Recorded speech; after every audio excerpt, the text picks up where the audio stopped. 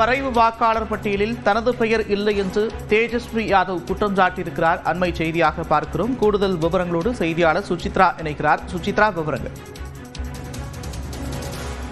பீகாரினுடைய வரைவு வாக்காளர் பட்டியலை நேற்று தேர்தல் ஆணையம் வெளியிட்டிருந்த குறிப்பிட்டது. சிறப்பு தீவிர திருத்தத்திற்கு பிறகான அந்த வரைவு வாக்காளர் பட்டியல் நேற்று வெளியிட்ட நிலையில் தன்னுடைய பெயர் அதில் இல்லை என்று தேஜஸ்வி யாதவ் குற்றச்சாட்டை அவர் முன்வைத்திருந்தது மிக முக்கியமாக பார்க்கப்படுகிறது.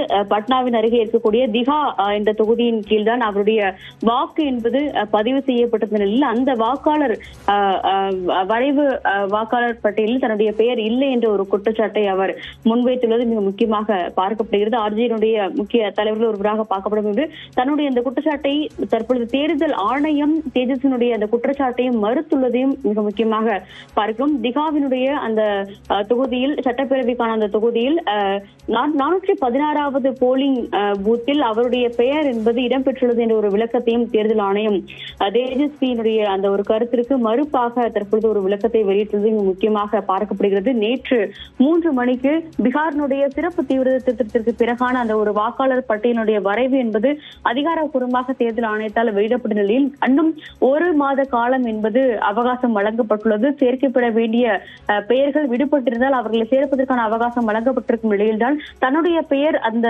வரைவு வாக்காளர் பட்டியலில் இல்லை என்ற ஒரு குற்றச்சாட்டை தேஜஸ்வி யாதவ் முன்வைத்திருந்தார். அதற்கு தற்பொழுது தேர்தல் ஆணையமும் மறுப்பு தெரிவித்து ஒரு விளக்கத்தை வெளியிட்டுள்ளது.